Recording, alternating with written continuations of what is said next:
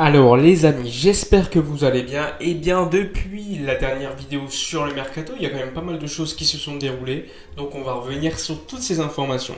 En commençant par le mercato avec Martin Braithwaite.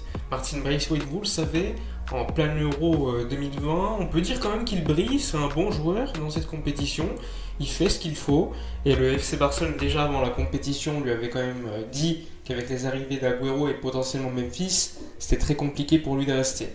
Eh bien, il n'a jamais été contre un départ. Il faut le savoir, même s'il a ouvert un restaurant avec sa femme à Barcelone, il, depuis quelques années, même depuis quelques mois, discute déjà avec d'autres clubs, notamment des clubs anglais. Alors, ce qu'on sait, c'est qu'il y a des offres de Brighton, de West Ham, de Norwich et même de Burnley, sans oublier un club russe. Donc, énormément de demandes pour Martin Braithwaite, et donc le FC Barcelone se retrouvera dans une situation où évidemment on va espérer la meilleure offre possible, mais moi j'exclus pas du tout qu'on puisse en tirer 15-20 millions d'euros pour Martin Braithwaite, et franchement ça ferait quand même du bien au niveau des finances pour le FC Barcelone. Martin Braithwaite, c'est quand même un joueur qui est venu à 18 millions d'euros, et ainsi on récupérerait notre mise, sachant que depuis il a quand même été presque totalement amorti. Ensuite, concernant Ousmane Dembélé, vous le savez, il s'est fait opérer. J'avais fait une vidéo concernant son cas, j'en ai assez parlé. Donc, assez rapidement, ce qu'on sait, c'est qu'il va se faire opérer le 28 juin en Finlande, comme d'habitude, comme assez souvent. Et donc, on va donc attendre le retour d'Ousmane Dembélé qui est prévu pour aux alentours du fin du mois d'octobre. Donc, énormément de durée d'absence pour Ousmane Dembélé qui nous met dans l'embarras pour le mercato, et évidemment un imbroglio concernant sa prolongation ou encore son départ vont se créer, même si je ne pense pas aujourd'hui qu'un départ puisse être possible vu l'état des blessures récentes d'Ousmane Dembélé, mais bon, on verra, on ne sait pas ce qui va se passer. Concernant un autre blessé, Philippe Coutinho, alors il y a des informations qui viennent de Sport et de d'AS qui disent que Coutinho personne n'en veut, mais Globo au Brésil, à mon avis le Brésil a quand même des informations, ils expliquent que Coutinho est conscient de l'intérêt de certains clubs et aussi de la manière dont il peut partir du Barça, c'est-à-dire via un échange. Et donc il évoluera toutes les possibilités et tous les scénarios une fois qu'il sera de retour à Barcelone dans quelques semaines, parce que je le rappelle, Philippe Coutinho est dans la phase finale de sa blessure. Donc, normalement, il devrait revenir assez rapidement, et donc sa récupération va se terminer dans peut-être 1 ou 2 semaines, et ensuite son mercato va enfin commencer. Ensuite, d'autres informations, vous le savez, Carles Alenya intéresse énormément de clubs en Liga, et il y a un club en Liga qui serait disponible pour lui, c'est Grenade. Alors Grenade, on se dit, bon, ils n'ont pas forcément les moyens, même si c'était qualifié en compétition européenne. Et le coach, c'est Moreno qui avait travaillé au Barça. Ainsi, comme vous le savez, Alenya, il lui reste 1 an de contrat. Donc un prêt, ok, mais il faut que tu prolonges d'1 an supplémentaire pour se retrouver dans la même situation l'année prochaine, mais avec des clubs qui auraient potentiellement beaucoup plus de finances qu'aujourd'hui. Et donc l'idée, c'est ça, c'est de le vendre, même si ça va être très compliqué, et au pire le prêter 1 an avec une prolongation de contrat d'1 an. On l'avait déjà fait, il me semble, avec Denis Suarez il y a quelques saisons. Alors il y a d'autres joueurs évidemment qui font part d'énormément d'intéressement de partir. Il y a un joueur qui lui intéresse énormément de clubs, mais qui n'est pas prêt de partir. En tout cas, sa priorité, c'est de rester au FC Barcelone. C'est Riqui Puig. Une réunion est donc prévue la semaine prochaine pour décider, sachant qu'il sait que Ronald Koeman ne compte pas forcément énormément sur lui. Il y a un choix qui va être pris, même si Joan Laporta, lors de ses dernières interviews, a quand même mis l'accent sur l'importance d'un joueur comme Riqui Puig au FC Barcelone, sa jeunesse, son talent, etc., etc.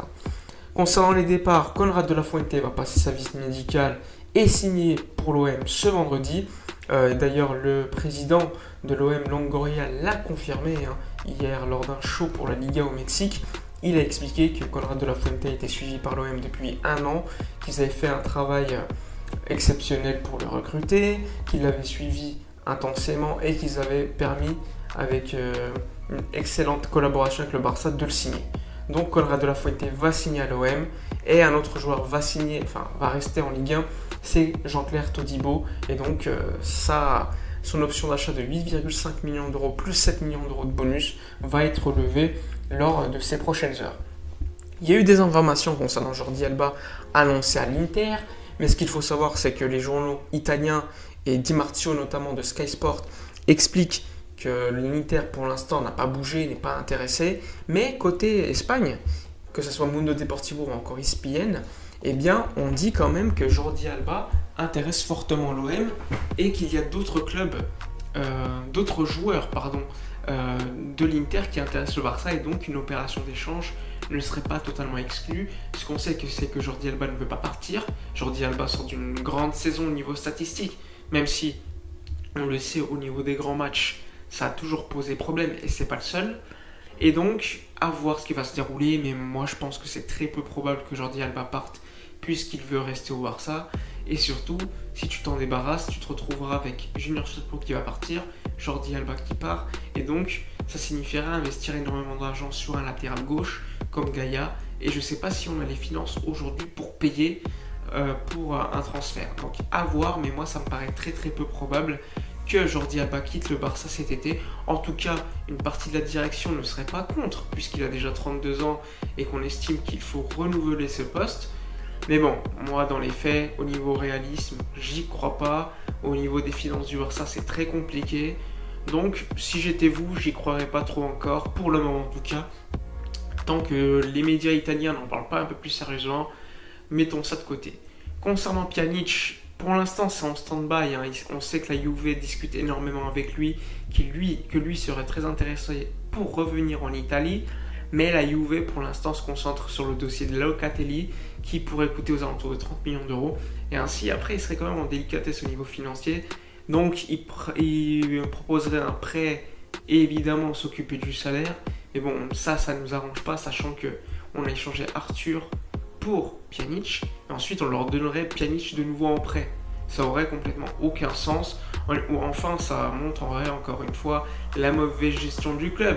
Mais bon, ça c'est pas la faute de la nouvelle direction qui a hérité d'un échange calamiteux, même si à l'époque on considérait Pjanic comme un joueur plutôt fiable, mais si Ronald Koeman ne comptait pas sur lui, c'était complètement inutile de le faire. Normalement il doit y avoir une ligne directrice entre la direction sportive, la présidence, le directeur sportif, etc. etc. Et là, clairement, c'était pas le cas. Et donc, encore une fois, un nouvel échec, malgré tout ce qu'on pouvait attendre d'un joueur comme Miralem Pjanic, qui quand même, lorsqu'il est arrivé, comme je vous l'ai dit, c'était quand même une référence à son poste. Enfin bref, concernant Lionel Messi, ne vous inquiétez pas, Lionel Messi va prolonger son contrat. Patientons un petit peu. Certains parlent du 29 juin, l'anniversaire de Joan Laporta. Soyons patients, selon Raccoon, encore une fois hier, il reste encore quelques détails à régler au niveau des clauses, mais globalement, Messi déjà a donné son OK, il reste encore une fois à se mettre d'accord sur certaines clauses, et bon, et ensuite ça sera signé. Donc, Lionel Messi va bien prolonger au Barça, rassurez-vous. Enfin bref, j'espère que cette vidéo vous aura plu, n'oubliez pas de liker, commenter, partager, moi je vous dis à la prochaine, et d'ici là, comme d'habitude, portez-vous bien.